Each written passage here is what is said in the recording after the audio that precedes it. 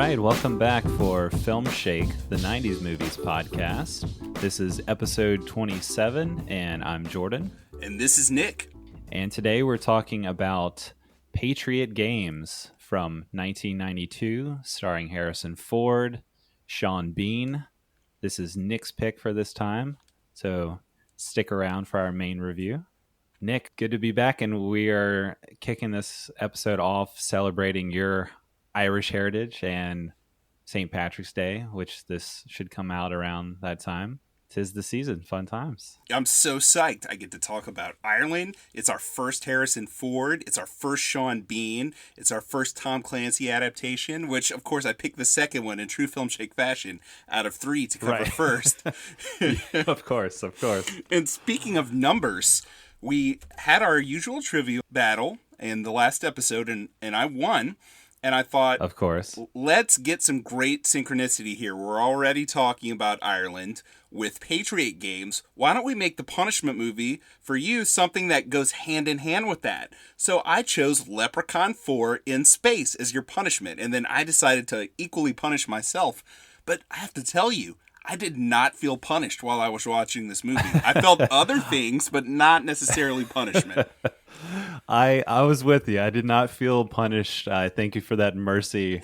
Yeah, Leprechaun 4 is not a good film by any means, but its sheer audacity and absurdity definitely makes it watchable and enjoyable for the most part. I'd say it's just so crazy. It's hard not to be somewhat charmed by the ridiculousness of it, So just to give like a quick synopsis of the plot, there's no explanation why the leprechaun is in space or how humans can breathe without helmets on a foreign planet. But there's some space marines going to kill some alien life forces out there in space because, that's what good space marines do. And then too bad they come across the alien, which he's never referred to as a leprechaun.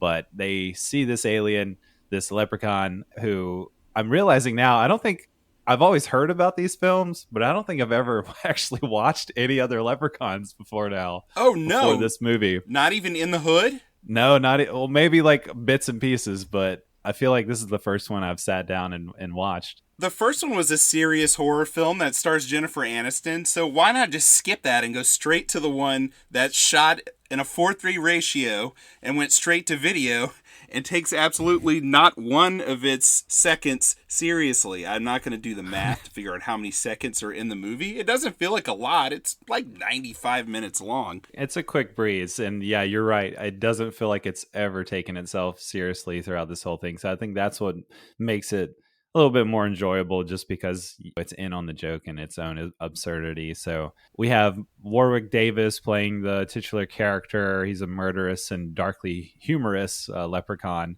And somehow in this movie, he has a green lightsaber because, he's in space and he cuts some people's legs off or cuts them in half. I can't remember. Only in the opening scene, though. I don't know what happens to it after that. Just a one-time thing. You didn't want to overuse it, I guess. They could only afford that animation one time. Maybe that's it. But he's trying to seduce this galactic princess who's wearing very little clothing into being his wife. And the Space Marines come upon him and they blow him up. And there's multiple times in the movie that they get to blow him up, which is fun, just seeing his little body shatter into 1,000 pieces. This first time that he gets blown up, a Marine pisses on the blown up remains of the leprechaun because, what's a Filmshake episode if we don't talk about some dude pissing on something, right? I was so glad it happened in the first 10 minutes of the movie. Oh, yeah. It wasn't quite the opening shot, but it was there right there in the beginning.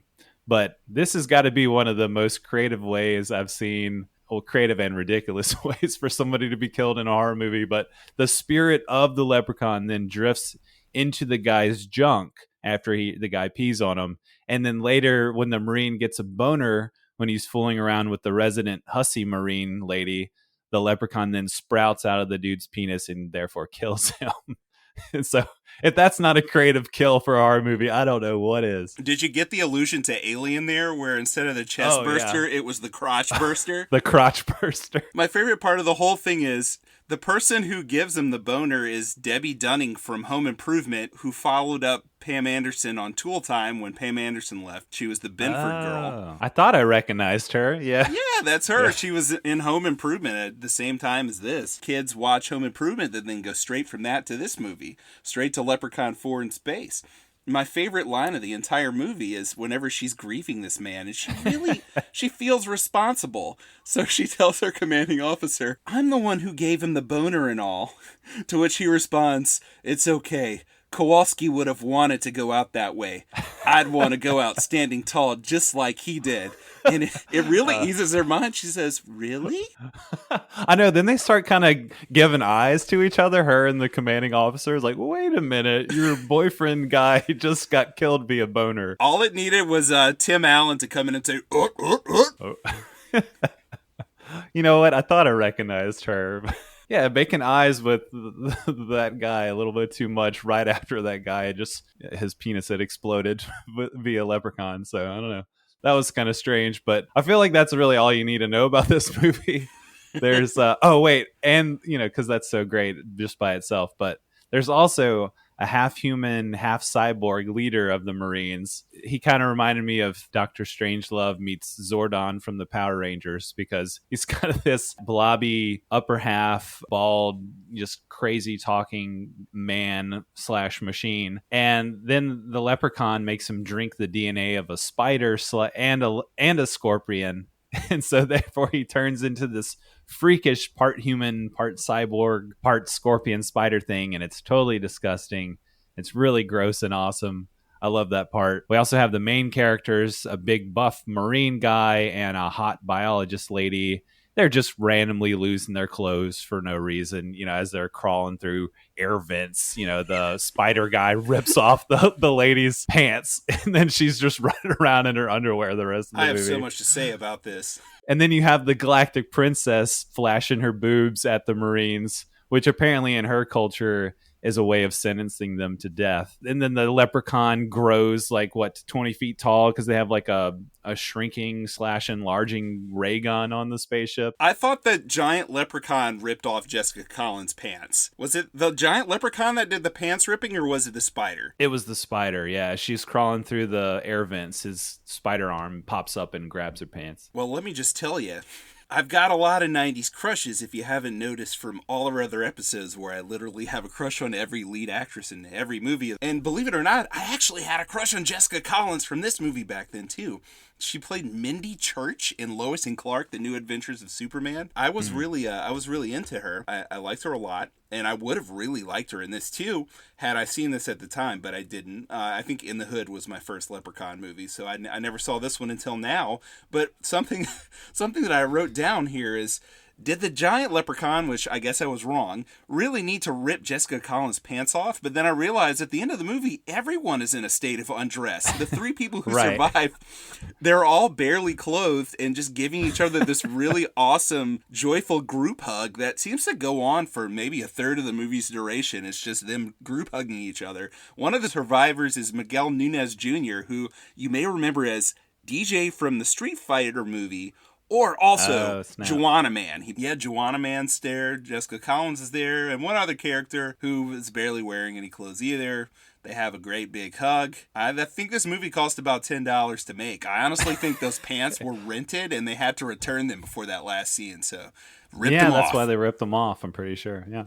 But yeah, definitely go watch Leprechaun 4 in space. A really hilarious time. It's very campy, very ridiculous. I had a lot of fun watching that one. So thank you for the mercy kill. Thank you for that punishment. Gave it 2 out of 5 stars. 2 out of 5. Good deal. Okay, I'll do that too. Let's say 2 out of 5. If you can help me here. So I told you I'm feeling scatterbrained lately, and obviously I can't tell the difference anymore between a giant leprechaun and a giant spider. I have some notes here. Do you think you could help me understand what they mean? Sure. I have one note that says, "Fourth wall breaking leads to dick punching." What does that mean? Why did I write that down? I'm guessing, was it the Leprechaun? Definitely breaks the fourth wall multiple times. He has like these long soliloquies where it just seems like Warwick Davis was intent on, I don't know, like, is he taking himself seriously in this movie? Because sometimes it feels like he's like, write me some good lines. It's the role of my lifetime. I don't want anyone to remember Wicket the Ewok anymore. At times it feels like he's getting a little more into it than anybody else. But did it lead to dick punching? Because when I wrote this note down, whoever I was talking about either got dick punched or dick punched someone else. I mean, I wrote it down. It must have happened. I'm sure at some point the Leprechaun dick punched somebody, but I don't remember. I also have this note. Could you tell me what "don't touch me unless you need it," cowboy? Do you know what that was? Because I don't know what that was either, but I wrote it down. I have no recollection of that. I also have the phrase butt shot written. I'm not sure why I have butt shot in there. How did you feel it reflected on Irish culture? I really felt tied to my roots in this movie, just in the way that the Leprechaun was really smarter than everyone else. He had a much grander plan than anyone realized. So grand, I'm not even sure what his plan actually was, but...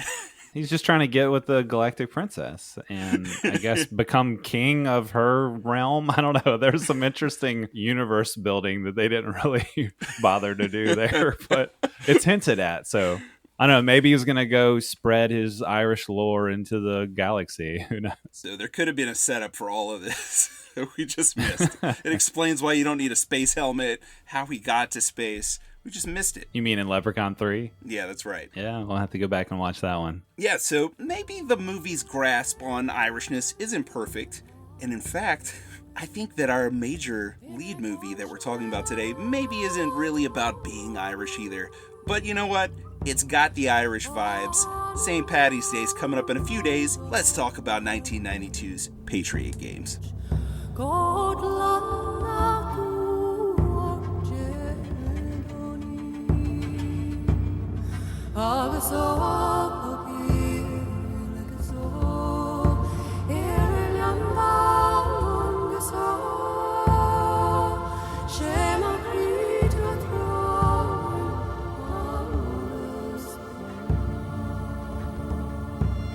Yeah, man. So what do we do with this movie? Very similar to Leprechaun 4. A lot of tie-ins. Oh, man. Rest in peace, Tom Clancy. That your work just got compared to Leprechaun 4. Well, apparently he's stepped away from this project too, so he think he can rest in peace. He tried to take his name off of it. He didn't like the script, apparently. He wasn't happy with this for a few reasons, but we did our episode on Sphere and Congo, and I talked about how big of a deal Michael Crichton was. He's really like the 90s for me in a way, but I feel like Tom Clancy for me is even more so the 90s, because growing up they were like two of my favorite authors when I was in middle school and in the mid-90s, and then high school in the late 90s. But Michael Crichton's books I would read in a night. Tom Clancy's books would take me like an entire season to read. Like a Tom Clancy book would be like my spring of 96 book. Right, because they're giant. They're all tomes, but man, they were just like comfort reads for me. And I know going back and looking at it, I think they had a reputation as being pretty right-wing leaning, but it's kind of crazy now to look back at the stuff that Tom Clancy's saying. It's almost like centrism now, it's like almost just down the middle now because things politically have shifted so much. Right. I'm not saying these books have a liberal philosophy. They definitely don't. And I think with Patriot Games, I went back and reread the first chapter. I did not read the entire book because I went back and read Congo and Sphere for our episode on those movies. And I read both of them in like a day. But it took me a good half hour to read the first chapter of Patriot Games. And it wasn't that I wasn't enjoying it. It's just the way that Tom Clancy writes. There's so much detail in those books. It's just, my college professors would not consider Tom Clancy literature. And a lot of people wouldn't consider his writing art. But there's an art to it, to what he does. He created these political thrillers starring Jack Ryan, and his books are basically a Bildungsroman. Oh, I knew I would botch that word. I've never gotten to say it in a conversation ever, and I was so psyched that I was going to use it in this episode. What was that? These books are a Bildungsroman. Have you heard that word before, Jordan? No, I'm not familiar with that. I heard it in college like 20 years ago, and I was like, dung? Like poo? What? No, a Bildungsroman. It's kind of like the story of someone starting in their childhood who ends up becoming someone who's really great generally. Not always, but a lot of the times. And Jack Ryan, he starts off as the humble son of a Baltimore police officer and nurse.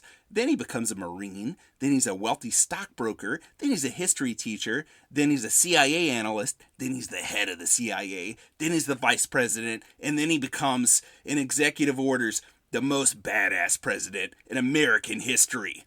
So that's really what these books are. It's kind of like Clancy is showing his ideal person, which you have this Jack Ryan Boy Scout character who's always trying to do what's right, but he does have a temper, and he doesn't really have a lot of patience for bureaucracy, which he has to learn when he eventually becomes president. But that's kind of what these books are about in a way. And Patriot Games, it's not that deep of a book. It's really Clancy's favorite thing to do was to just delve into the military, really, into whatever the most current technology was and how they would utilize that in certain situations. So here we have Clancy, who also was a bit of a prophet. He essentially predicted 9/11 in his book Debt of Honor. The scenario that happens at the end of that book was extremely close to 9/11 to the point where CNN and other news outlets interviewed him immediately afterward.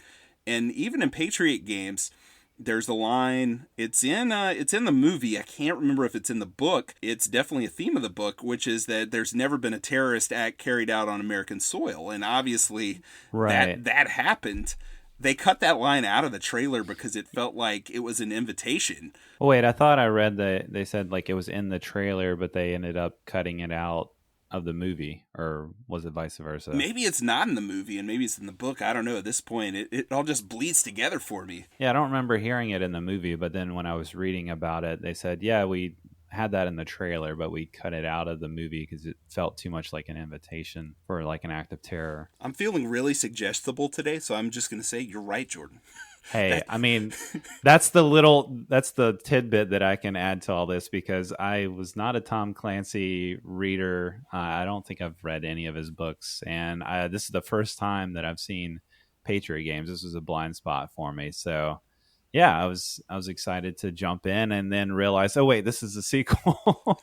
I think I did see The Hunt for Red October, this is a sequel to. Which had Alec Baldwin as the Jack Ryan character. And then, I was reading a lot of reviews, people talking about how they're disappointed with Harrison Ford. They thought Alec Baldwin should have kept going in the series. But yeah, we can talk about that. But you want to just give us a quick synopsis of this movie itself? Well, now I just want to defend Harrison Ford, like my favorite actor of all time. You kind of went into Tom Clancy's playbook there, in that I really feel like there's a little bit of narcissism there with Clancy wanting Ryan to seem younger and hipper, because I think he really saw some of himself in that character and maybe his ideal self. So Harrison Ford comes along and he's 50 when they film this movie, and that's not a young guy, and Clancy had a huge problem with that. And even more so a few years later in Clear and Present Danger, which I'm going to talk about later, where he just thought he was too old. And Ford was very, very vocal about really not wanting to promote right-wing politics with these movies. And you can see a shift away from that in the movies compared to the books. And I think that really rubbed Clancy the wrong way. So I always felt like he kind of had a chip on his shoulder with Ford. And I can see, we'll talk about that. Well, here's the synopsis for the movie. In the books, Patriot Games is a prequel to the other Jack Ryan books, but not here. Just to keep things simple for viewers, this is a sequel to The Hunt for Red October. He might look different now. He doesn't look like Alec Baldwin anymore. He looks like Indiana Jones. And his wife doesn't look like she's on the Star Trek Enterprise anymore. She's now played by Ann Archer. But he is on sort of a vacation with his family in England. He's a professor. He's got a guest lecture lined up in London. And then he's going to get back to teaching over in America when that's over with for I think it's the spring semester. I think I read this movie takes place between January and March. So he gives his lecture. and he's walking to meet his wife and his daughter when what happens but some splinter IRA terrorists attack some royals who are driving by in a Rolls Royce. They bomb the car, and then they start shooting. Ford pushes his family out of the way, tells them to get down, then dives into action. And this is the thing. Jack Ryan, he's a CIA analyst. He's not really supposed to be an action hero, but he keeps finding himself in these situations in the books and in these movies. And of course, he perfectly football tackles one of the terrorists.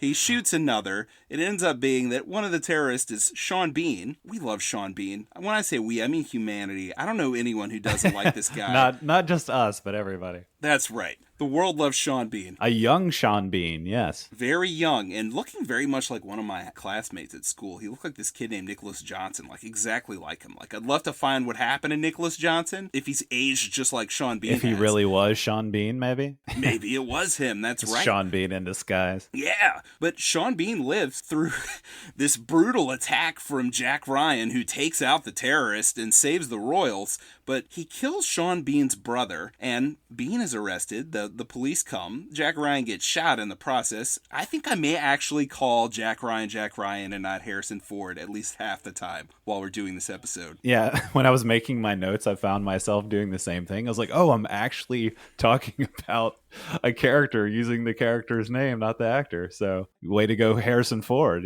Yeah, and I think that's also kind of a credit to Clancy, because whatever you want to say about his writing prowess, I really do think he created a very special character here with Jack Ryan. I feel like even between Baldwin and Ford putting different spins on the character, and then John Krasinski playing it now, you can still tell it's Jack Ryan, even though the styles are different. I think he's a great character. But anyway, he's shot. He's in the hospital. Bean's arrested. Bean goes to trial. Bean gets sentenced, and Jack Ryan goes home with his family. But there's a problem. Sean Bean, he gets freed by his IRA splinter cell, and he's out for blood. His splinter cell wants to get the royals because politics, they want to make a statement. And I think now's the time to mention, I haven't talked about Irishness yet. I will in a minute. This movie doesn't really focus on IRA politics that strongly. It's all kind of just a vehicle to bring us this revenge thriller and this kind of very, very violent family film. Very violent family film. Yes. Irish bad, American good, American beat Irish. Yay. So the gist of the movie is basically that this splinter cell, who isn't in line with the rest of the IRA, they want to attack the British royals to prove a point, because they think that's the heart of Britain's power and the symbol of their power. But Sean Bean could give a crap about that anymore. All he wants to do is kill Jack Ryan's entire family and Jack Ryan. Right. Kill his young child, played by Thora Birch. Very young and very professional, very good acting from Thora Birch in this. She's great. She's like a really cute kid, but she's also, like you said, very good actor. She's got some scenes where she does a great job in this movie. For sure. Anne Archer I thought was great. Yeah, but in credit to Harrison Ford, like I said, even though he's such an iconic presence, I felt myself referring to him as Jack Ryan, thinking of him as Jack Ryan. So yeah, big credit to him to not really disguise himself, because you feel like he's just kind of like your everyman Harrison Ford character. But at the same time, yeah, he's got some standout acting in this for sure. Some very emotional stuff at times. I'm really happy to hear you say that, because I know you really don't like Kevin Costner. And Ford and Costner have a few similarities in that they're often accused of just playing themselves in movies. And you know I like Costner. I'm not going to argue with you there. You don't think he's that great, and I dig what he does. But I do think Ford is on another level. Oh, for sure. I was about to say, you can't hold a candle to Harrison Ford bringing up Kevin Costner. Come on. And yeah, you're right. They do kind of just play themselves, but I think the difference is Harrison Ford is a likable person and Kevin Costner is not. But that's all I'll say. I'll just put that to rest here on Filmshake. That's all I'll say about Kevin Costner and my hate for that man. Well, this will come out as creepy, but I really thought about you a lot during Harrison Ford and Anne Archer's sex scene earlier in the movie. And You here's really why. thought about me, huh? The reason I thought about you was because you always point out how Kevin Costner has like no chemistry with the female leads, or when it comes to romantic scenes, it's just like he's like, ew, icky, let's get this over with. I can't look at you. Right. And Ford Right. and Archer just have great chemistry. I mean, you really Oh, feel like, a romantic couple, this married couple that loves one another. And who does Harrison Ford not have good chemistry with? I mean, come on. It's Harrison Ford. good point. I mean, he had great chemistry with Chewbacca the Wookiee, which was, just a Yeah. 7-foot tall dude in a furry suit. They never made out, but still. I mean, if it happened, you wouldn't be like, I don't believe this. You would buy it. Yeah. I'd be totally in. Some And Wookiee love. No. I'll make an even weirder transition there. So, Harrison Ford has a very strong resemblance to my father. I know I told you that Kevin Costner, his behavior in Waterworld kind of reminded me of my dad, but my siblings and I always thought that my dad and Harrison Ford looked almost identical, and their voice is essentially identical, and that kind of gruffness that he has matched my dad's a lot. So a lot of times it just felt like we were watching my dad in the movie, and my dad kind of had that action hero quality. Hey, my dad just had sex with that lady and shot somebody. Yeah, exactly. That's Go, Dad, weird. go. Go, Dad, go. The 90s were a weird time for you, my friend. Well, he kind of had that thing going on where, say, like there was like a get together or something. All the younger people, just because my dad, was a little bit of an asshole and kind of standoffish, but also kind of mysterious. They all thought like, man, your dad is so cool. Right. And he would always do random stuff. Like I remember one time we were at this get together and he just went and picked a thistle and stripped the thorns out and started eating it. And everyone probably under the age of 18 gathered around him and were like, what other cool stuff can you do? So he kind of had that, and he's a farmer, he's a crawfisherman now. He always kind of had that action hero quality where it would be believable for him to do all the stuff that Harrison Ford does in his movies. So Yeah. I remember feeling that way about your dad. Yeah, for sure. yeah, so we all kind of, my siblings and I, and probably other family members, all kind of had that kind of connection there where it felt like when you're watching Harrison Ford be Han Solo or Indiana Jones or Jack Ryan, it was like watching my dad. And here we go. Let's get into being Irish. So my last name is Loop. Longtime listeners have probably seen my last name around and thought that I am French. And because, we're in South Louisiana and my last name is a French last name. But my dad told me at some point around when Patriot Games came out, we're not really French. We're actually mostly Irish. In this town that we live in, Glen, which I'm from this tiny farming village, in an area where everything has a French name, it's spelled Glynn, Glen, not even Glenn. And my dad explained that's because your great-great-grandfather came here from Galway, Ireland. And we're Irish. And, I thought that was the coolest thing ever. And then I watched Patriot Games, and I was like, oh, man, so this doesn't really reflect on being Irish very much. And Irish people don't come off well in this. But the music in the movie, all the Irish music, people talking in Gaelic sometimes, just the atmosphere I thought was so cool. And I got into kind of Irish American stuff a lot. U2 is still my favorite band. I'm about to review all their albums on my blog. I was about to say, I know you are a big U2 fan, and speaking of the IRA and the Irish movies, I watched Blown Away from 1994 the other day, just to kind of piggyback on Patriot Games with Jeff Bridges and Tommy Lee Jones. And U2 does a large amount of the soundtrack. At one point, Tommy Lee Jones, who's just a crazy, like, mad bomber character, it's basically like if Patriot Games and Speed had a baby, it would be this movie. At one point, Tommy Lee is listening to U2 because he gets, like, their tape from some random lady, and he's listening to it while he makes bombs, and he's singing in, Irish and Gaelic, and he's jumping around while he's making bombs listening to U2. How weird is it that, he was also crazy Two-Face in Batman Forever a few years after that, and U2 had Hold Me, Thrill Me, Kiss Me, Kill Me on that soundtrack, which is a pretty rad soundtrack. Movie connection. Yeah. Yeah, for sure. Yeah, he definitely had his crazy villains in the 90s, which were always fun. Not a great movie, but yeah, watching him in that was the standout for sure. Yeah, I feel like he's definitely the best aspect of that movie, definitely. And Irish stuff in that movie. And it turns out my dad was right. I took the 23andMe test, which was fun. I enjoyed spitting into that tube for 30 minutes. It was awesome. And then I got the results back, and what do you know? Yep, mostly Irish. Only a very Dad was negligible. right. Yeah, he was right. Barely traceable amount of French.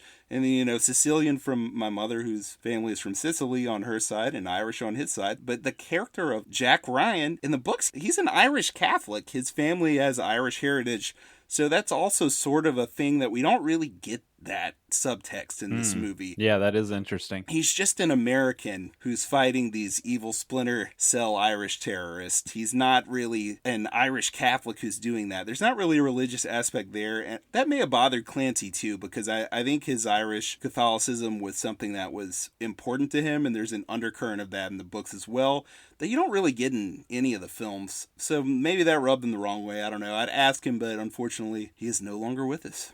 Speaking of the IRA stuff, and going into this, I didn't know a whole lot about the IRA, didn't really study their history there. But yeah, just reading the Wikipedia page about the IRA, I was lost and confused. Like, no wonder they had a splinter cell in this movie, because apparently there's like 1,500 different versions of the IRA. We've got the old IRA and the new IRA and the PIRA, all this stuff. And then looking back on the 90s, you had like a gajillion thousand movies in the 90s about the IRA. You had Harrison Ford in another action thriller about the IRA called The Devil's Own. That's right, with Brad Pitt. Then you had Blown Away. Tommy Lee Jones is an IRA character. What else? You had The Jackal. Pretty much all through the 90s, I feel like you had a scattering of IRA movies. But you also had a lot of action thrillers. Now, I wasn't quite sure what to do with this on our podcast. I mean, we've talked about Wild Wild West before,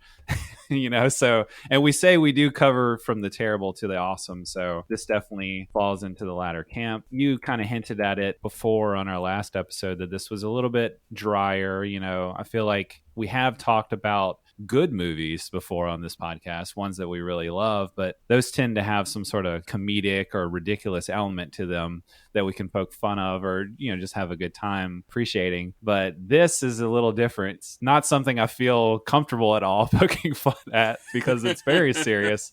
Unlike Leprechaun 4, it does take itself seriously, and it does fine with that. It should. It plays itself very well. It's a very well made movie, but it definitely does feel very 90s, especially early 90s, with a lot of those action thrillers that came out around that time. Got me thinking about that genre of movies. Really seemed to explode there in that time period. We said this being a sequel to The Hunt for Red October from 1990. Was it 90? The Hunt for Red October is 90, and I'm planning to, and I don't know who will end up picking the movies, but Tom Clancy's stuff for me in the 90s is really important. Hunt for Red October, and I'll just say it now, Clear and Present Danger, this might be controversial, but it's just my personal opinion.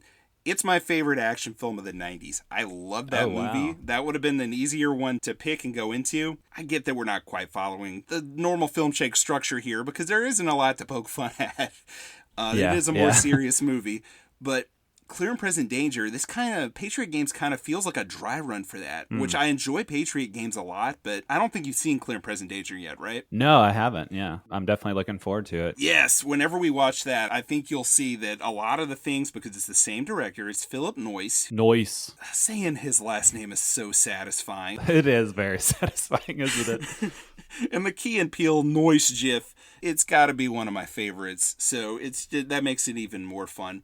But he hadn't really done a lot, especially for American audiences up to this point when he did Patriot Games. He had done a movie called Dead Calm, which I really enjoyed, with Billy Zane and Nicole Kidman. It's this thriller on the water, on a boat, on a small boat. You don't really see a lot of movies like that. And he did a great job with that, which I think helped him to kind of snag this gig. And then he went on to do a decent amount of fairly large American movies, though I think Clear and Present Danger is my favorite of his. And like I said, I think that might be my favorite action movie of the 90s. Wow, that's a tall claim, man. So many good action movies in the 90s, too. I'll definitely look forward to watching that one. Yeah, I don't want to set your expectations too high. I tried to mute them with this because Patriot Games is not like a great movie, but it's a good, solid thriller. Yeah, it's a solid thriller for sure. Yeah, it's not really a political film per se. It's really just terrorist bad, Jack Ryan good, CIA good, IRA bad. There is a little nugget that we can get into that I felt like it had an interesting turn in one scene as far as the morality of the CIA. Can we do the thing where I try to guess what you're going to say? So I'm going to build up to this, and then if I guess wrong, then this transition is going to be awful. So this should be fun. So Sean Bean, he escapes. He gets broken out of a prison vehicle that was taking him to the big jail, from the smaller jail he was in before his trial, and he gets freed by the Splinter Cell group. And they go to Northern Africa, they train, and then old Sean Bean pops up in America. He got the green light from his commander in the Splinter Cell that it's okay to go over to America and attack the Ryan family because he thinks that the main branch of the IRA will get blamed. So Jack Ryan and his family get attacked. His wife is horribly injured. We get that crazy car crash scene. That was a pretty great stunt. Yeah, as far as the set pieces in this movie, that's probably one of my favorites. And just the suspense of it, too. I mean, you know what's coming, but they do a really good job of setting up the menace and the dread of Sean Bean's character. He's out to get Jack Ryan and his family. He's coming for him. And I just really appreciated the setup, how they shot it and how they edited it together. Because you've got Jack, his wife, Catherine or Kathy, and his young daughter, Sally. And they're all separate at first. They're all in different locations. And then that alone creates some tension as they're editing, as we hop back and forth between those three.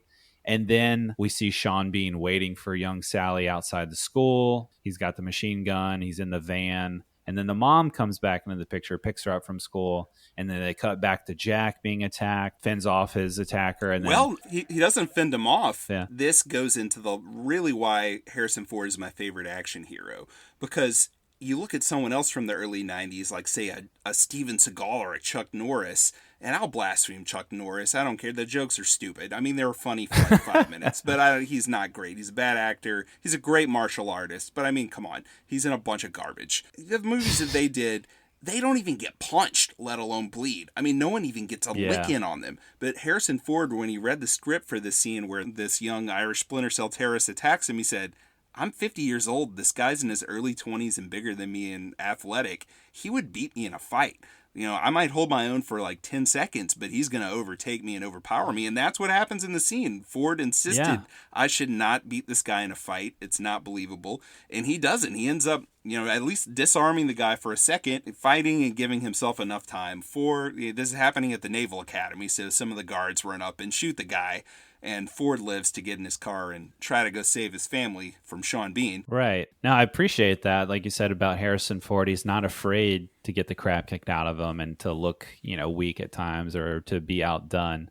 But I think it makes him more of a believable character. He's never, to me, like a Chuck Norris or a Steven Seagal, which I'm with you. I don't really care for watching either of those two guys' films. But yeah, he never feels invincible. He always feels like an everyday guy who is vulnerable, but he has his wits about him and his, will to live and his courage and everything in most of his roles. So I think that's what makes him believable and likable for sure. I'm crying, Jordan. That was beautiful. Back to the scene. Now I'm going to get a tissue. Well, yeah, he's saved from his attacker at the Naval Academy. And then how he's racing down the highway to try and get to Kathy. Can't get her on the phone. Then you've got Sean Bean trying to maneuver through the traffic so he can get to her car and shoot her and this little girl. And it's just intense. Yeah, man. And then the mom and the girl finally crash on the exit ramp. Sean Bean thinks they're dead, and we're not sure either. And just really well done. Very intense scene. They just really build the suspense all throughout it. And the score is almost like a ticking of a watch or a clock, and it just keeps you on the edge of your seat the whole time. It's really phenomenal. Yeah, great score here by James Horner. I had like the old crappy original release soundtrack for this, which is like 10 tracks long and like 20 minutes of music. But I found that La La Land, who I always praise, they actually did a special release for this. It was only 3,000 units, but it's all the music from the movie. It's 2 discs. It goes for a lot of money, but I found someone on Discogs who was selling it for a fair price and bought it, and it's just so good. It combines synths with a huge symphony, but he does a lot of weird stuff, like the ticking thing you talked about. Yeah. But there's like obviously like a lot of Irish notes there too. There's a Yeah, penny for whistle sure. playing this kind of discordant melody every now and then. And then you've got the Clannad song earlier in the movie in a really atmospheric scene showing the Irish splinter cell, the guy that's leading it, fending off an attack from the main IRA. That's really suspenseful and atmospheric. Clannad, that song, I remember the video. Man, I'm bunny trailing so much. Sorry, listeners. I don't know what I'm going to do when I edit this. I'm just going to leave it as it is because I'm just gushing about stuff in this movie. I used to have this channel. We had that giant satellite dish that I've talked about that had all these random channels. We had some channel called More Music, and they played a lot of like new age and world music videos. And I was like 11 or 12 at the time, right? Those things were really formative on my brain, and I used to listen to it, and then I'd go in the bathroom and turn the shower on as hot as possible and turn the heater on and lie on the floor and just think about the music and like get high off the steam and kind of trip out.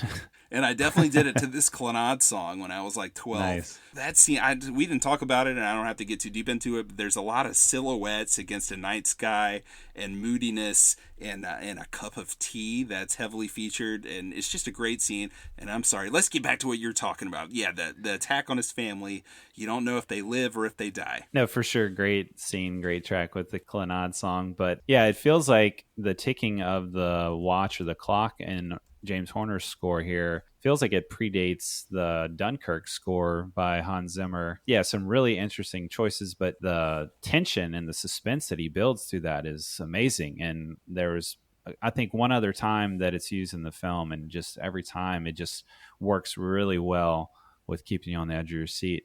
But yeah, this scene where the little girl and the mom are hurt, or you're not sure if they're dead from the car crash. Then the next scene, man, Jack and the hospital, and they're not sure if the little girl is going to make it, and the wife is all banged up. I'm not going to lie, I got emotional there. It was really heart-wrenching. Really well done. Yeah, I feel like Ford always does really great in scenes like that, even to the point to where this, like the name of his children, it's not like common knowledge that everyone has.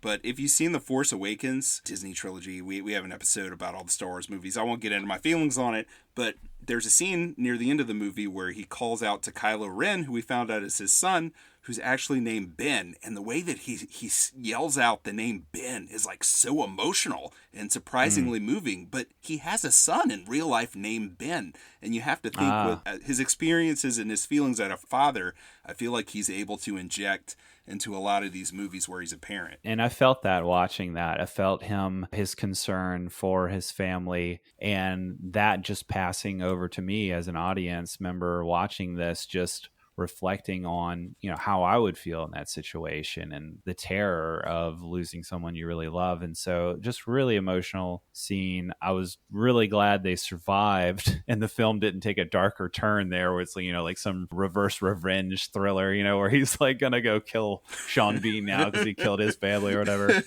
Maybe my only major knock on a part of the movie being goofy is after all that they go through, at one point the doctor just walks out and says, "She's going to be okay." And that's it. I mean, she is still in the hospital for days afterward, but just the way that he just comes out and says it really loudly in the room, "She's going to be okay." It's going to be all right. Yeah, he's just very upbeat. That was maybe a little cheesy, but all the stuff leading up to it and afterward having to do with that, I agree with you. I thought that was really good. Yeah, the attack definitely, that whole scene in the hospital scene, both of those really cement the first half of this movie for me as being really great. So very engaging there. And this is really where the movie turns. It's really split in half because since this has been repurposed as a sequel to The Hunt for Red October, not a prequel, since Jack Ryan worked for the CIA in The Hunt for Red October, in this movie he has quit doing that because it was too dangerous. His wife didn't like it, didn't like not knowing where he was or if he was going to live or die. So, he's become this history teacher, but the CIA comes along and they had talked to him before about what had happened to him in London, but now that his family has been attacked on American soil, he is extremely eager to sign back up for the CIA. And this is really the part of the movie that maybe drags a little. Yeah, I would agree. Yeah, but this is like the nitty-gritty of Clancy. I think this was the only part of the movie that, in retrospect, when he talked about it later, he really enjoyed the middle because he thought it was a more realistic portrayal of CIA analyst work, which is really his major cup of tea. And that Yeah. might be true, but the movie up to that point was a lot more fast paced, and it does kind of lag a little for a little while. I would agree. I mean, these are the drier moments for sure. A lot of the procedural CIA analyst stuff that you go through here. I mean, if you're into that kind of thing, like if you're a Clancy head or something, like I guess you are, but it might be your thing. But as far as like a rollicking, suspenseful thriller, this is not like the bread and butter for that kind of movie. But I wouldn't say these scenes don't work. It's just compared to the bigger set pieces, they're a little bit drier. They drag a little bit more. Maybe we could have cut out some of it, but the scene where they think they've tracked the IRA splinter cell to North Africa and they're using satellites to take pictures and investigate. They have these old microfilm type computers, where they're like zooming in on the pictures to try and figure out what they're looking at from, way up high. At one point, Harrison Ford zooms in on a picture a la Deckard in Blade Runner. I kept waiting for him to say, enhance. But they finally make out the picture, and what is it? And what does he say? Tits. It's a woman's breast. Because, it's the 90s. And this is getting kind of dry with all this office work, so we got to flash you some boobs to keep you in your seat, Even if those boobs are all covered up and grainy on microfilm. And they kind of set up that he hasn't been sleeping at all, and that maybe a more awake and alert Jack Ryan would have not said tits in the way that he says it. But he's really sleep deprived and his family almost died, and he's really excited. Living off of coffee fumes at this point. I should mention, too, that the breast in question belonged to Polly Walker. Her first real scene in this movie, she has a wig on, and when I saw her, I thought, as a 12-year-old, this is the most beautiful woman I have ever seen in my life. A red wig. Yeah, a red wig. Yeah. But then she takes the wig off, and I said, wait, no, this is the most beautiful woman I've ever seen in my life.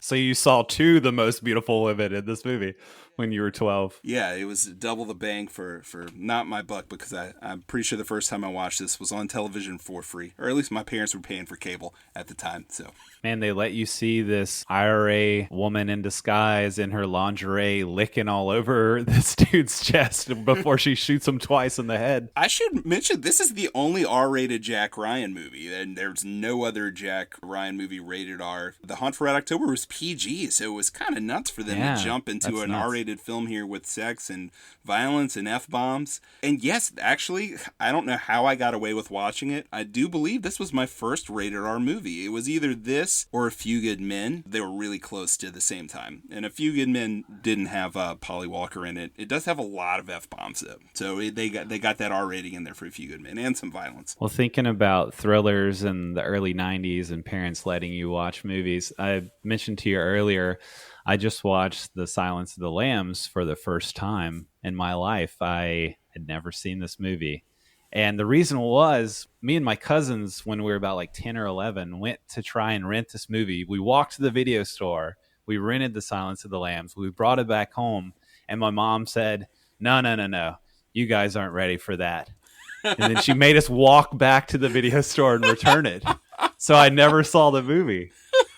But then when I watched it yesterday, I was like, when are you ever supposed to be ready for this freaking movie? It's terrifying, but it's amazing. I mean, it's in hell. You watch that movie in hell, I guess. But it's an amazing movie. It's really well done. Definitely lives up to the acclaim. But just thinking about thrillers from the 90s, yeah, that's another blind spot that I had to fill in the other day. Perfect. And this will seg perfectly into what we were talking about almost 30 minutes ago when I said, hey, I think I know where you're going with this. So if anyone who was listening then is still listening now. It's still listening now. I think what I was thinking you were going to say, where the movie maybe makes a political point, is that thanks to Jack Ryan seeing the breasts, that helps lead them to finding where the terrorists are. And a satellite gets retasked to find their camp. And there's a really, really haunting scene where Jack is brought into a room with a bunch of technicians and his boss, the incredible James Earl Jones, one of the greatest actors who ever lived. and he gets to watch in real time this terrorist camp get destroyed by the British SAS. And I think maybe this is the political point scene that you were talking about. Am I right? Yeah, you are right. It's an amazing sequence. Like you said, it's very haunting where they go and they find this IRA camp in, I believe it's in Libya. They send the SAS team to invade, take out the camp. And Ryan, as we've seen earlier, has pieced all these clues together that make him think this is the right camp, but they make a point to say he can't be absolutely certain. James Earl Jones says, well, what in life are we absolutely certain of? And he does have the tits and the bald guy with the sunburn. So, let's go in and murder these people just in case they're the bad IRA, right? Because that was kind of the chilling aspect of it for me, where you see this attack going down, but in the back of your head, you're like, what if he got it wrong? How do they know this is the right camp? And it's all in infrared, this aerial shot where we just see nameless people killing other nameless people, and these CIA agents far removed from it, all here in the office. One guy is just sipping coffee, and the first guy who gets killed, he's like, yep, and that's a kill. Just very candid about it. Very nonchalant. Yeah, very nonchalant, and sets the tone. We kind of see Harrison Ford's reaction there where,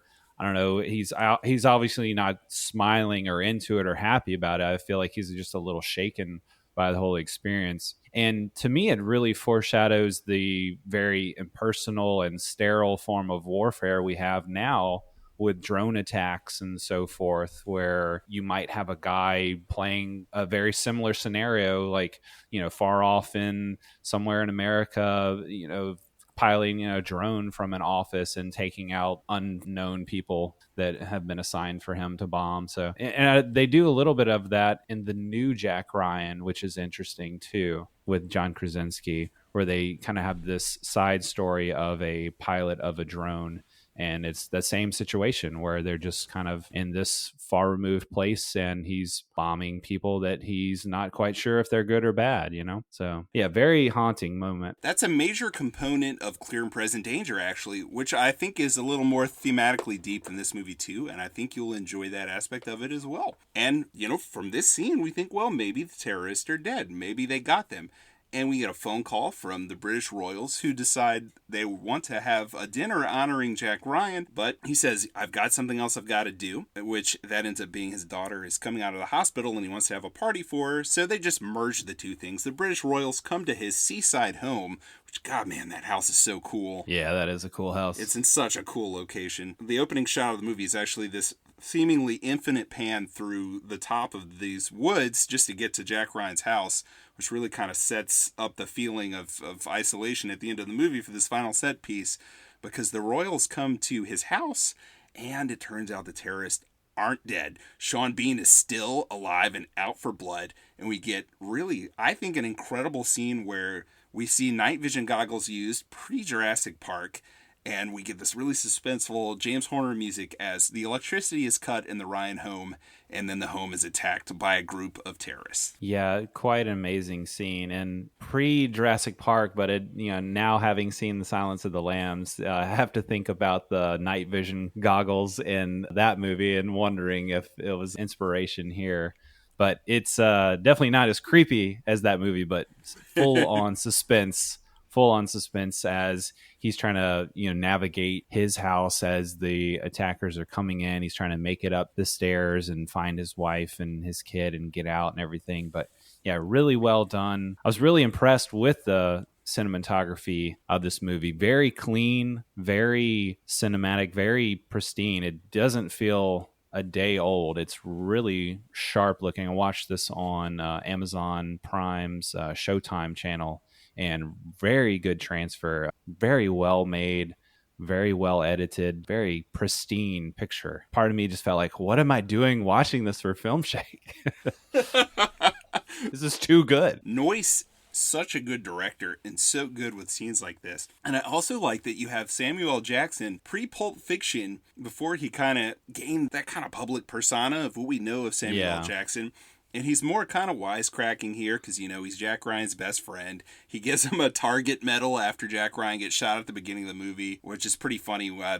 Jack Ryan gets this award from the Royals when they come to his house, and Samuel L. Jackson's like, hey, I already gave you one of those. But he gets to kind of be badass. He gets to take some terrorists out in the basement with his firearm, which is pretty cool. But that's downstairs where he's with the Royals, and Jack Ryan is just trying to save his wife and his daughter by going through the attic. They get out. I don't want to break the scene down shot by shot. It's awesome. Right. All that to say, Just go watch it. just go watch it. It's really an enjoyable movie. Like Jordan said, I think that these scenes really hold up well. And then you get something that some of the critics at the time didn't like and Tom Clancy hated. And I can just tell you from the book that Royals and Ryan's family get captured and put on this freighter. And then there's this scene where the freighter gets attacked by the military and Jack Ryan and I think the police. And he catches Sean Bean's terrorist character and he wants to kill him, but he gets stopped from killing him. And then his wife, who we didn't even mention, it gets pregnant whenever they're in London, and she's pregnant here in this scene and in the car accident, which adds more dramatic weight to that as well. Oh, for sure, yeah. Yeah, so he's trying to save his pregnant wife and his daughter, and he ends up meeting back with Samuel L. Jackson and the Royals and everyone who's still alive. And in a very, in my opinion, iconic Jack Ryan moment, even though his creator didn't enjoy it, while everyone else goes off to hide as a distraction, he goes down the cliff because it's a cliffside house where the terrorists have parked two boats, and he steals one as a distraction. And it's the right move to make because he rightly guesses that Sean Bean doesn't care about the Royals. He just wants to kill Jack Ryan. So everyone else gets left safely behind while the terrorists chase Jack Ryan. And what I think is an awesome boat chase scene. It really is. It's an awesome chase scene for sure. And it's at night, it's raining, the waves are crashing. It's just very frenetic. It's very chaotic. You really feel like you're there and you really feel the elements coming in on Jack Ryan during this chase, just making it that much more suspenseful. Because sometimes you can't really see all that's going on or where they're at.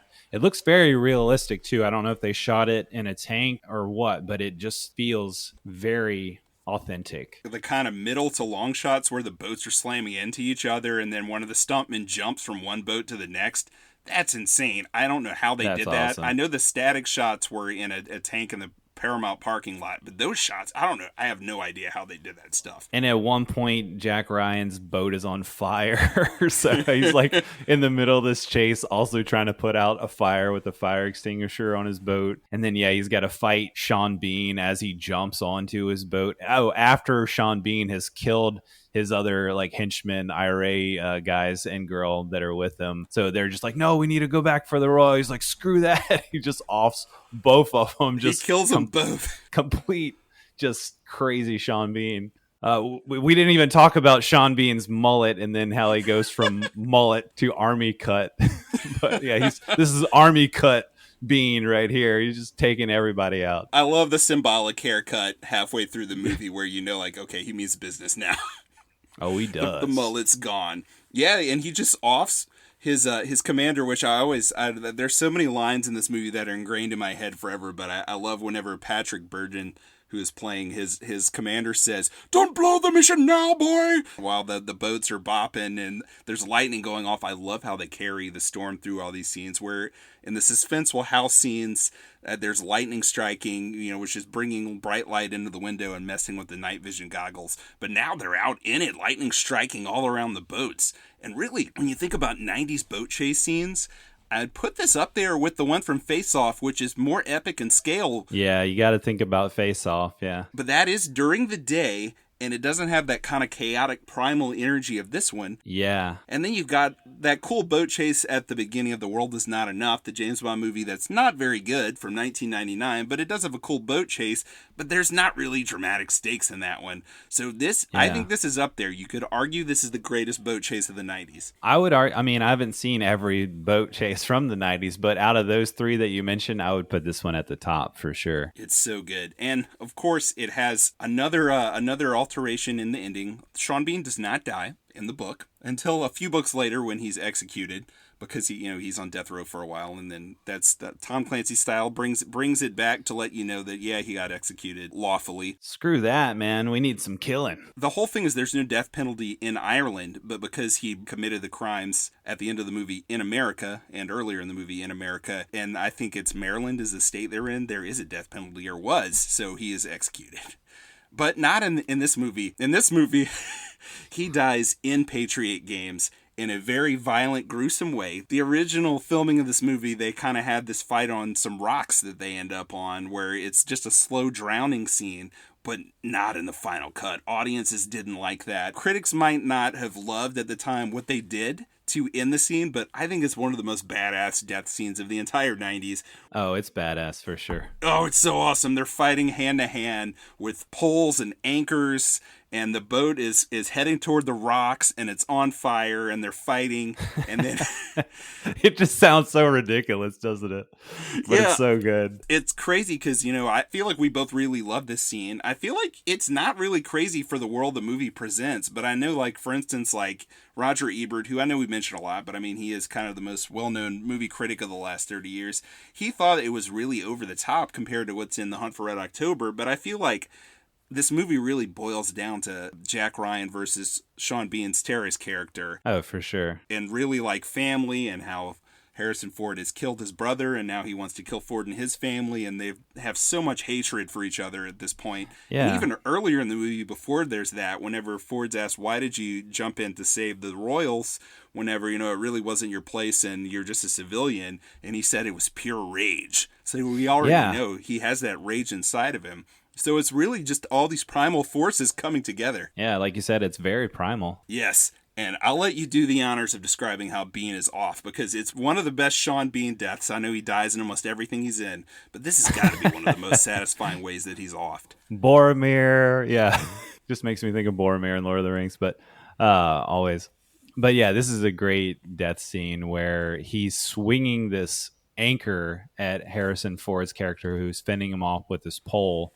And at one point, the anchor ends up on the ground behind Sean Bean, and they keep cutting to the anchor that's spikes are sticking up, so you know what's coming. It's Hitchcock on steroids. Oh, for sure. Yeah, those quick cuts back to the anchor.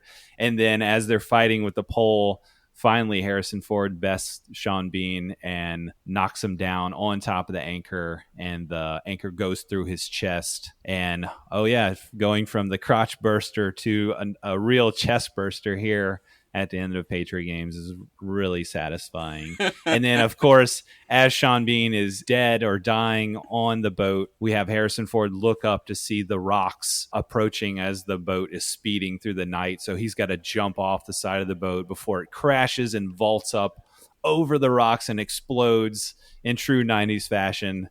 It's epic. It's really great.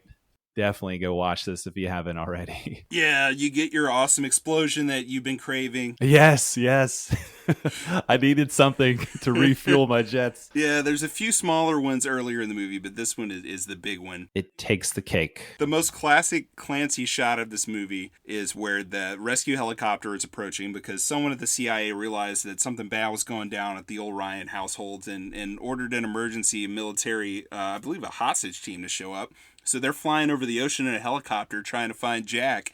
And then one of the guys looks up and sees this explosion, and there's just a shot of his face looking up and kind of illuminated by it. And just like with all his military garb and his expression, to me, that's just like the pure essence of a Tom Clancy book in that one shot. And again, even though I know he doesn't or did not like this movie, I feel like this pushed his brand a lot farther than he realizes. And wherever he is right now, he should be thankful for Patriot Games, the movie, because I think that it actually did him a great service. It's a great movie. I really enjoyed it. Like I said, there were those parts that drug a little bit for me, but these big set pieces, especially this ending, and then we would be amiss if we didn't talk about the most suspenseful moment of the movie, which is the moment after this where they're all back at home with Harrison Ford, his wife, and the young girl, and the suspense of, what is the gender of this baby that his wife is pregnant with? I mean, truly gripping on the edge of my seat there. I need to find out what the sex of this baby is.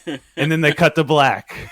Oh, Jordan, I can't wait till we do Clear and Present Danger, because one of the main reasons that the studio decided to do this film first, and there was a lot of pushback, because Clear and Present Danger is the more action-packed and more epic book, but the studio, I believe it was the studio who wanted this, and some of the major players thought we need to establish Jack Ryan's family first to make you care more about him, and then we can get into Patriot Games. And it really does help, because you definitely find out the gender of his child in the next movie, and you get some really well intercut family scenes of him to ground him in what's going on in Clear and Present Danger, which, again, I love that movie. I can't wait till we cover it. But yeah, man, that's the end. So that was all just a cliffhanger to leave us hanging for more Jack Ryan. But yeah, I wanted to laugh at that just because it was a really well done scene, and the way they ended it. It almost feels tagged on, but I liked it. I liked how they set it up. I liked the realism of the family scenes and how nothing is really overt. You know, they have a quick cutaway to the fridge where they have a list of boy names or girl names, and they don't really ever explicitly say what they're talking about in that moment. But, you know, she's like, oh, this is the doctor. He wants to ask if we want to know what it is. And they're like, yeah. And, you know, there's like this quiet kind of nodding moment between Harrison Ford and Thora Birch, and they decide, okay, we want to know what it is. And then the wife says, okay, go ahead and tell us. And then she hangs up the phone. And then that's the end of the movie, and we don't get to know. And I just thought, oh man, what a bold, ballsy move to go out like that. You know, not the fiery explosions, you know, not the death via anchor, but just what is the gender of this baby? Ha, you'll never know until you watch Clear and Present Danger. Yeah, I always enjoyed that. And then you get that great Maggie Boyle Irish singing in the credits. It's a reworked version of the song that starts the opening credits of the movie to give it just a great symmetry. But I mean, think about it. How else would you end that scene? I mean, oh, okay, it's a boy, or oh, okay, it's a girl, and then end? Like, no, it's got to be like that playfulness where you just cut to black and the audience doesn't get to know, and you get a last little kind of smirk or laugh at the end after this very intense movie. So I just thought that was a very masterful stroke. I really enjoyed that. Yeah, being in a 3-person family where it's been my wife and myself and my son for the past almost 12 years, the way that they kind of deal with that sort of family unit and the kind of triangulation there and the way they're kind of bouncing things off of each other really felt real. I thought that was a really realistic, well-done dynamic. It was. Yeah, I definitely enjoyed that. Very well done. Very authentic. So yeah, scores. What did you give this movie? Oh man, I'm struggling so hard. I kept going between a 7 and an 8. I'm like thinking, like, do I want to knock off half a point for the doctor coming out and saying it's fine? And the movie kind of lags in the middle. I think I'm going to break my scoring system and give it a 7.5. Nice. I'm surprised I'm a little higher on it than you. I gave it a 4 out of 5, which I feel like I give so many movies a 4 out of 5. But if I like it, if it's solid, then that's what I'm going to give it. If I would rewatch it, then I would give it a 4. If I feel like it's well made and I would rewatch it, then that's usually where I'm at. And yeah, it does drag a little bit in the middle, but those set piece scenes, man, and the suspense, the thrilling suspense that you get from that car chase scene and the boat chase scene, all that just works really well. All right, I'm 8. I'm just going to round up. I talked you up, huh? You did it. You finally talked me up. And I do feel like I'm unfairly comparing this to Clear and Present Danger a little, just because I know where the franchise went and how much I love that movie. The good thing is I've purposely, since we started doing the show, made sure that I did not watch it again, because I kind of want to watch that with a clear head and see if I still think it's as awesome as I do. But yeah, I'm going to bump it up. I'm gonna round it up. A clear and present head. All right, bump it up. Good, I'll allow it. Oh, rhyming with head. Hey, Ted Raimi is in this movie as one of the CIA nerds. Always nice to see him. And the incredible Richard Harris as Patty O'Neill in this movie. We didn't talk about him either. Yeah, Richard Harris was good. So good. Yeah, he and Harrison Ford have a great scene, but it would take so much setup for us to explain why they have that scene. I'll just say that's another great reason to watch this. It's a great F-bomb dropped by Harrison Ford in that scene with Patty O'Neill. One of his most badass line deliveries ever. For sure. You can totally feel it. Oh, you know what else? I feel like I actually did movie connection work this time. Every time you say, okay, Nick, well, what's the movie connection? I think, oh, damn, I forgot to do that part of the show. Even though this is like 2 years into this, I always forget to do it. But I remember this time, Jordan. And I think the reason I remembered was the last movie we did was SLC Punk, a small indie film that doesn't really have a lot in common with this one. And I was thinking, how would I connect these? And then it just stood out as clear as day. It came when I was reading the Wikipedia synopsis for SLC Punk, which says, Bob's father is a mentally ill alcoholic who mistakes his son and his friend for Central Intelligence Agency operatives and chases them away with a shotgun. So Bob, of course, one of the main characters in SLC Punks, he's got a crazy dad who thinks that he and his buddy are CIA operatives, which they're not. Of course, this entire Patriot Games film really ends up revolving around the CIA and Jack becoming, once again, a CIA operative. And hey, there's an awesome scene with the shotgun and Patrick Bergin with Clannad playing in the background. So that's a pretty easy connection to make. CIA, SLC Punk, really all about that. So perfect jumping point from that to Patriot Games. Well done. I guess Bob's dad had been reading too much Tom Clancy. I think that's it. That's right. Though I believe in 1985, I don't know if it even published Red October yet. But why not? Why not? He time traveled, brought it back with him, you know. Awesome. Well, yeah, well done. Enjoyed that. So, yeah, let's move on to our trivia battle. Hold it!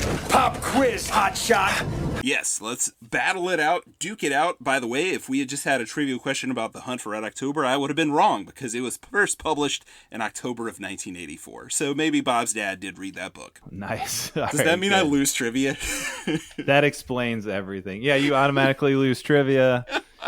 Oh, excellent. All right, well, you know, Jordan, for this trivia battle, I'm always of a mixed opinion now. Like, do I want to make it hard? Do I want to make it easy? Because I lose so often. That's right. You almost always lose. So how can we both live with ourselves after this trivia battle? These are kind of hard, but I feel like they're also kind of easy. I centered my questions around director Philip Noyce. All right, which I knew nothing about.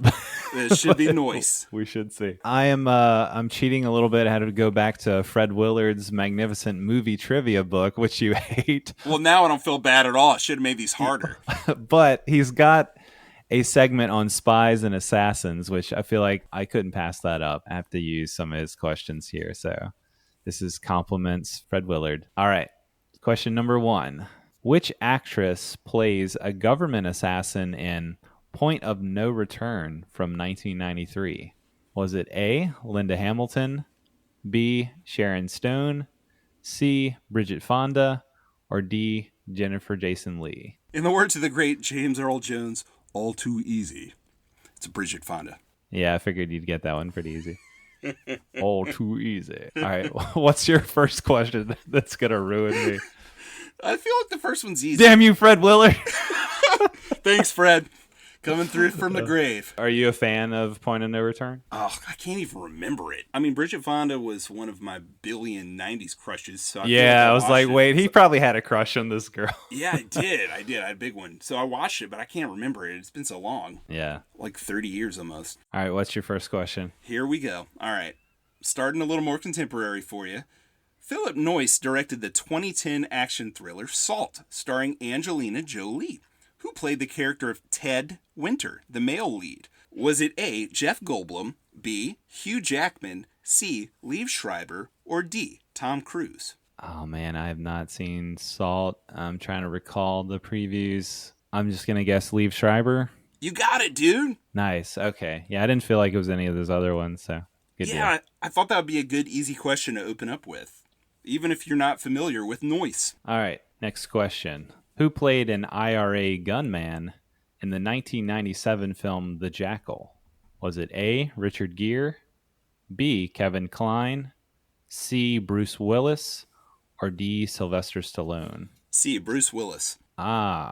But IRA gunman, it was Richard Gere. Oh, it's a trick question. Yeah, it was a trick question because, Bruce Willis was the main hitman, but Richard Gere was the IRA guy. That's an incredibly boring film. I don't know if you've seen it. No, I haven't seen it. Someone hyped me up on it because there's a really cool gun in the movie that can blow up a pumpkin. And there is a really cool gun in the movie that can blow up a pumpkin. But other than that, it's just really dryly made, boring, slow-paced. What gun can't blow up a pumpkin? Can't most things blow up a pumpkin if you shoot at it? Jack Black gets blown up by it too at some point.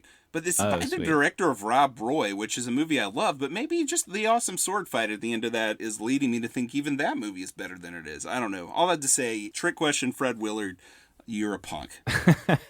That's right. Take it out on Fred Willard. Rest in peace. But that question was not fair. Sorry, bud. What's your next question? See, I'm telling you, these are all really easy. I wanted to give you a really good chance here, and I feel like it's easy in the choices. Number 2 is really the only one that I think is difficult. Number 2. Harrison Ford was reportedly excited to work with Philip Noyce because of Noyce's 1978 film Newsfront. Who played Newsfront's lead female character, Amy McKenzie? Was it A, Wendy Hughes, B, Felicia Henry, C, Amy Moore, or D, Mandy Tompkins? Oh, man, I have no idea. I'm going to go with Wendy Hughes. You got it, dude. Oh, nice. I made the other 3 names up. Those aren't even real people. Yeah, that's the only one to recognize. So, which star plays a spy in Confessions of a Dangerous Mind from 2002? Is it A, Al Pacino, B, Meryl Streep, C, Julia Roberts, or D, Drew Barrymore? See, I never saw that. I'm just going to guess Meryl Streep. It was Julia Roberts. She plays the seductive spy in this George Clooney-directed biopic. It was written by Charlie Kaufman. Love that movie. Definitely check it out. Yeah, you're a big Kaufman fan, and I'm not. So that would explain why you've seen it and I haven't. And also, you won. That was it. That was it? Yeah, 2 out of 3, buddy. I am the winner. Such a rare occasion. I can't believe it. So what are we watching as our main movie, and what am I being punished with before that? Well, for our next episode, we have a listener suggestion from listener Anthony Alessi, or Alisi. Hopefully I'm saying that right, one of those ways. So he suggested we cover 1994's The Crow. Ooh. Directed by Alex Proyas, starring Brandon Lee in his final film appearance. And therefore, your punishment movie would have to be, definitely need to be, The Crow's sequel, The Crow City of Angels, which apparently has 11% on Rotten Tomatoes. So I haven't seen either of these movies since the mid-90s. I remember thinking The Crow was really dark and cool and had a great soundtrack, but it's been so long, I'm really excited to revisit it. And all I remember about The Crow City of Angels was it was a crushing disappointment, so I'm really looking forward to watching that again. Thanks a lot, buddy. Thanks a lot. Yeah, you're welcome. I'll watch it with you. I may even watch the third Crow movie, which I haven't seen. I'll double punish myself. Oh, we can just have a whole breakdown of the trilogy. Man, well, Anthony also suggested that we should cover Mortal Kombat at some point. We could talk about Mortal Kombat and Mortal Kombat Annihilation, and then watch the new Mortal Kombat that's coming out, which looks interesting. So yeah, that could make for a great bonus episode. Yeah, which I know you've never seen Mortal Kombat. So yeah, that's one of the darker secrets in my life. Never seen it. Thought it looked stupid. Didn't watch it. I was way too cool for school at the time to watch a video game movie. So I think I was still burned by Super Mario Brothers a few years before. Oh, which is completely understandable. I've been punished with before on this show and know the pain of watching that thing. But yeah, I'm like you. I haven't seen The Crow since the early 90s. I feel like I only ever watched it on cable probably. So a lot of stuff I'm guessing was cut out. So yeah, I'm really curious to go back and watch this and review it on the show. Good deal. And yes, if you have any other suggestions, listeners, feel free to provide them. You know, that wonderful Congo Sphere episode that we did last year, that was based on a listener suggestion. Of course, they just suggested we do a Michael Crichton movie episode. It was my choice to make it about those 2 movies. Sorry about that, everyone. Much to your chagrin about Congo, yes. Which you know I love. Yes, I know you do. You sounded like Ernie Hudson when you said that. You know I love. You morphed into his character from the film when you said that. Awesome. I'll take it. I'll take it any day of the week for sure. Love me some Ernie Hudson. All right. Well, very exciting. Well, yeah. Thank you guys for listening. Like Nick said, if you have any suggestions for other 90s movies you want to hear us cover, you can find us on Twitter or Facebook at 90s Movies Pod. You can also email us at filmshakepodcast@gmail.com. And yeah, we'd love to hear what you'd want us to watch or any comments on the show. Please review us on Apple Podcasts. Leave us a star rating on there. It definitely helps us get out the word about the show to other listeners. So thanks for listening. We'll catch you next time for more Film Shake. Take it easy.